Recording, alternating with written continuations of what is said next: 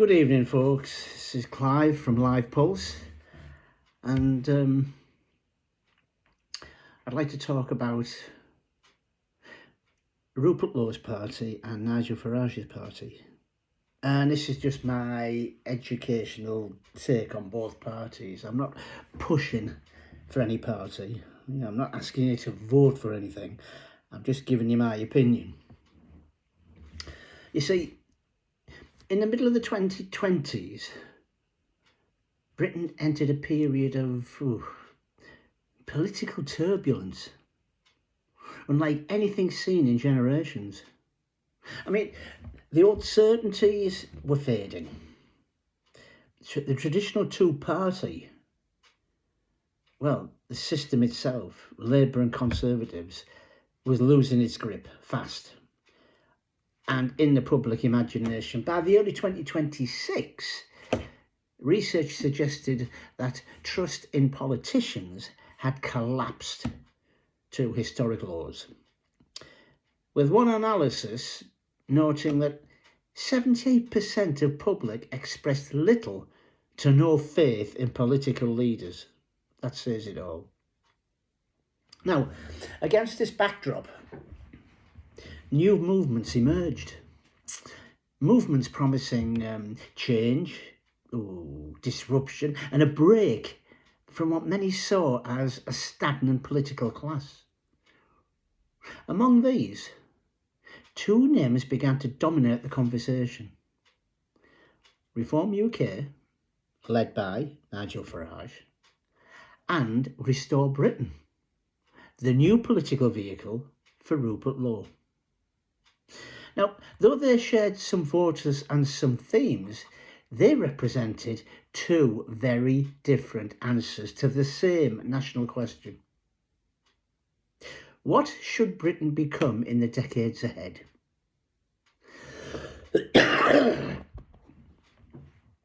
Now, this is the story of how these two movements diverged.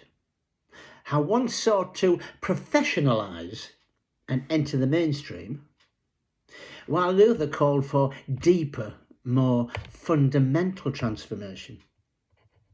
It's a story of strategy, identity, and competing visions for the future of the United Kingdom. Right, so the first one is, well, what I'm thinking is the rise of reform.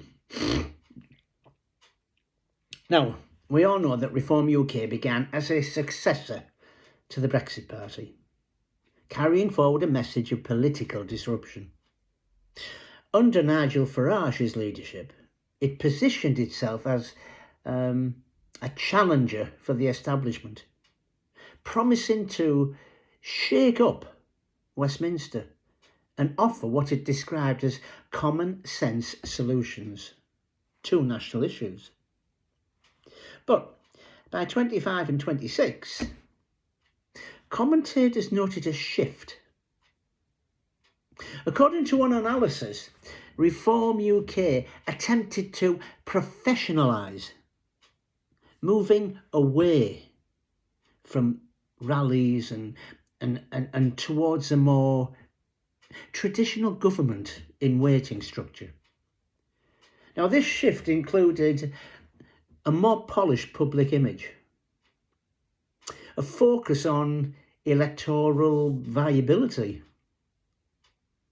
a softening, or not a softening, a de-risking of certain policies to appeal to the broader audience, and of course, a strategic effort to appear credible to mainstream media outlets.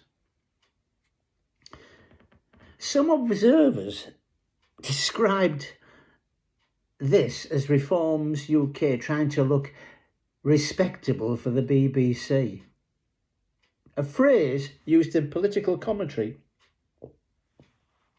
to illustrate the party's attempt to broaden its appeal.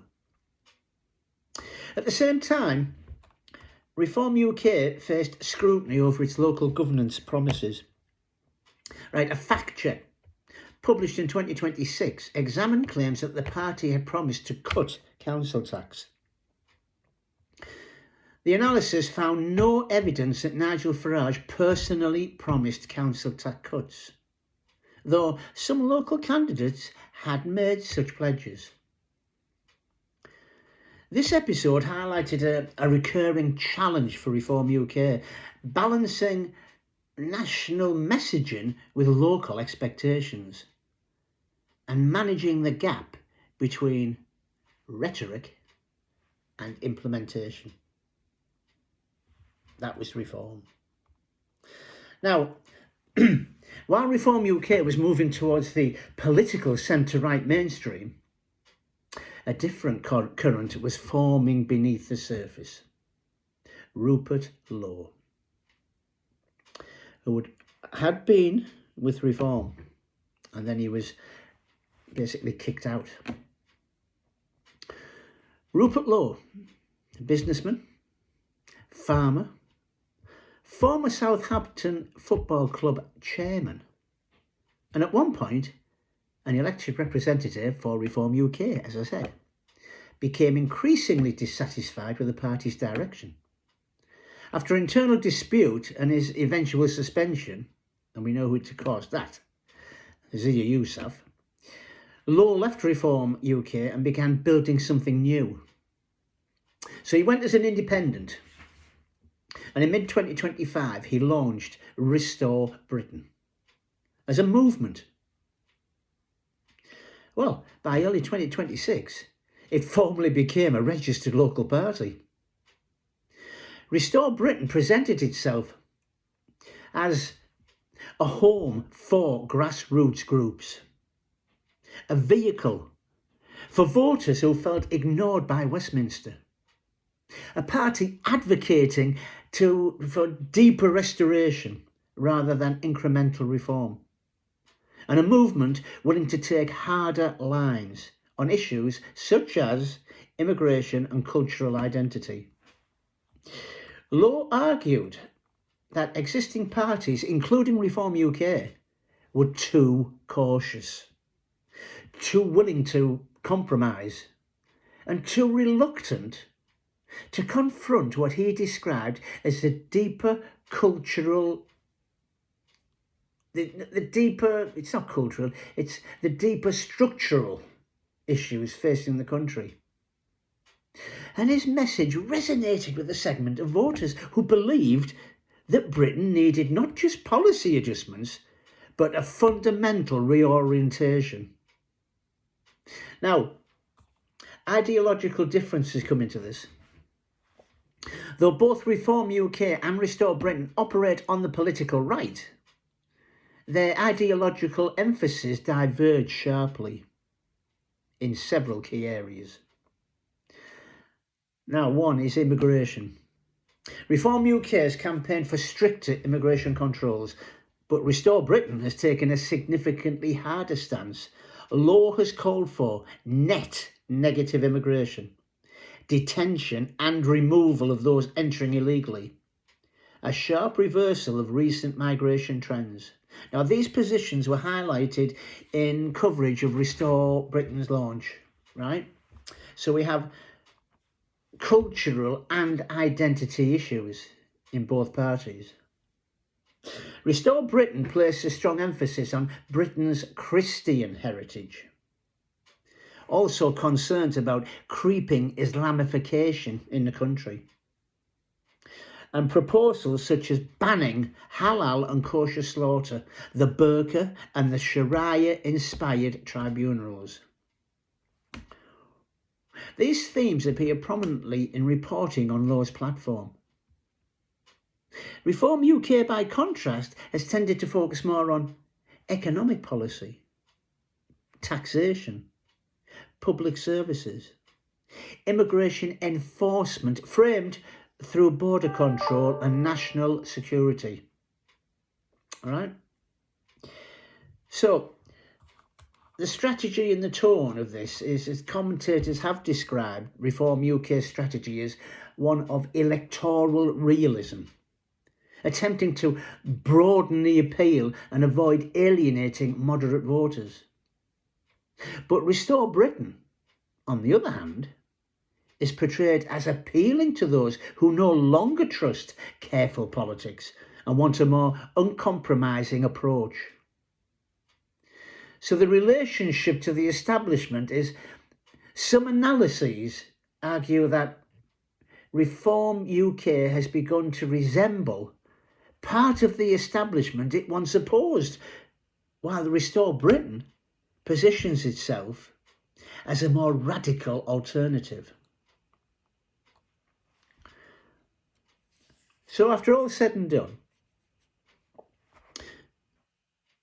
we next have to talk about the organisation and leadership, because the difference between the two parties extend beyond policy into leadership style and organisational structure. So Reform UK is built around a traditional party hierarchy, with Nigel Farage as its most recognisable figure. And commentary has described the party as increasingly centralised, with a focus on presenting a unified professional image. Now, Restore Britain, on the other hand, has cultivated a more grassroots-oriented identity. It has attracted local councillors through defections. It's formed alliances with local groups such as the Great Yarmouth First, and emphasised bottom-up activism. You see, reporting notes that at one point Restore Britain became the third largest party on Kent County Council due to defections.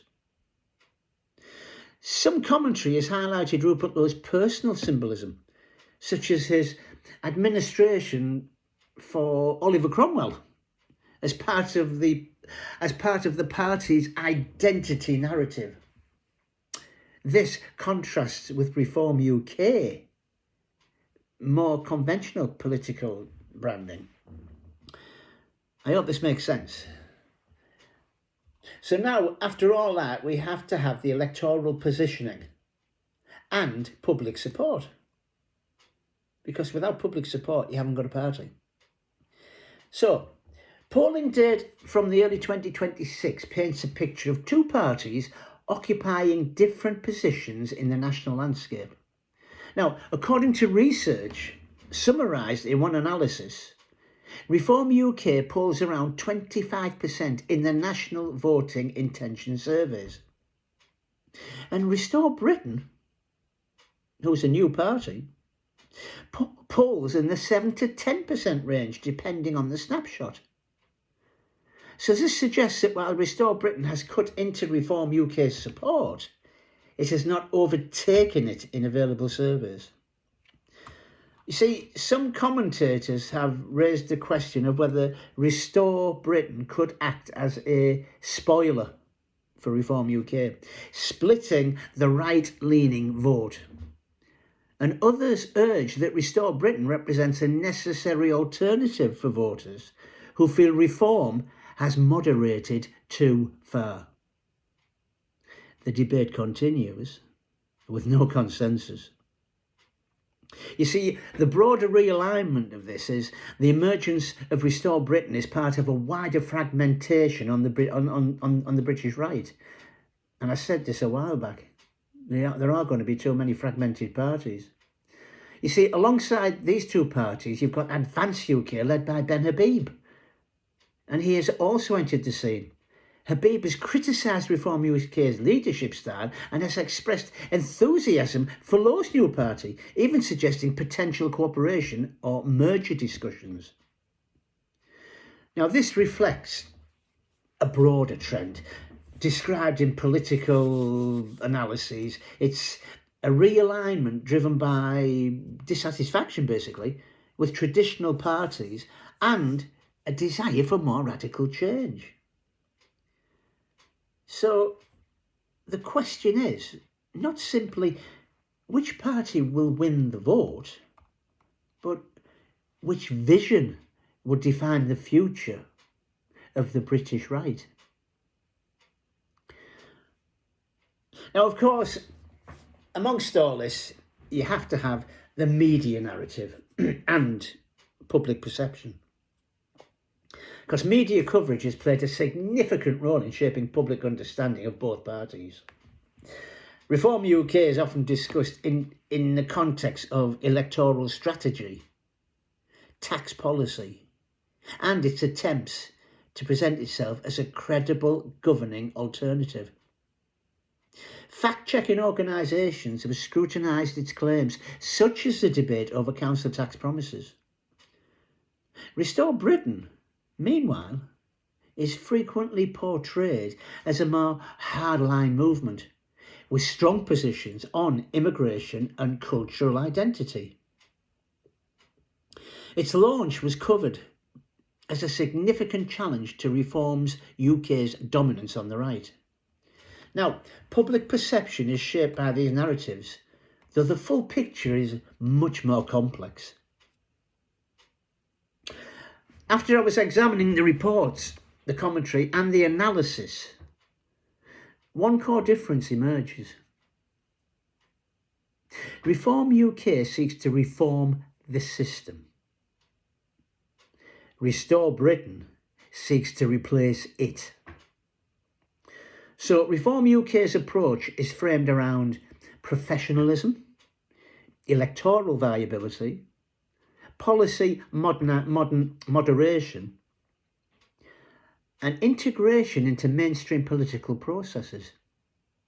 But Restore Britain's approach is framed around radical change, cultural and identity-based politics, hardline immigration policy, and a belief that the system itself is beyond repair. You see, these are not simply policy differences, they're philosophical ones. Now, in concluding to all this, I mean, it's just, as Britain moves deeper into the 2020s, the divide between Reform UK and Restore Britain reflects a much larger national conversion. And it's a conversation about identity, about sovereignty, about trust, and about the role of the state, and about what it means to restore a nation or to reform it. Both parties claim to speak for those who feel unheard. Both claim to offer a path forward, and both are shaping the future of British politics in ways that will be felt for years to come. So whether Britain chooses reform, restoration, or something else entirely, one thing is clear. The political landscape has changed. The old certainties are gone, and a new chapter is being written. Thank you for listening. I hope everything gels together for you. Good night.